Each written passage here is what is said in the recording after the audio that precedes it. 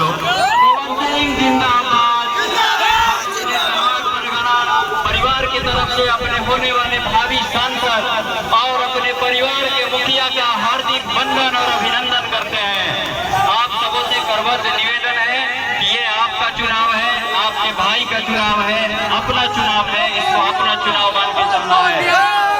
आप सभी पधारे हमारे इस परगना दरबार परिवार के मिट्टी में, परगना दरबार परिवार के धरती पे आप सभी का हार्दिक वंदन और अभिनंदन है। आप सभी पधारे हमारे इस परिवार के तरफ से हार्दिक वंदन और अभिनंदन है।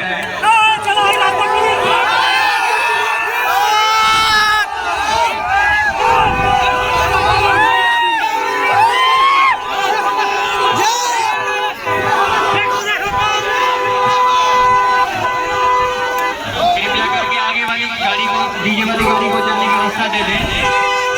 प्लीज निवेदन आपसे कि डीजे वाली गाड़ी को जाने का आगे रास्ता दे दें।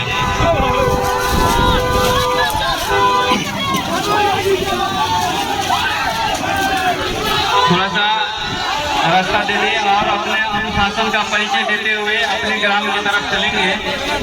आप सभी भाइयों का हार्दिक अभिनंदन।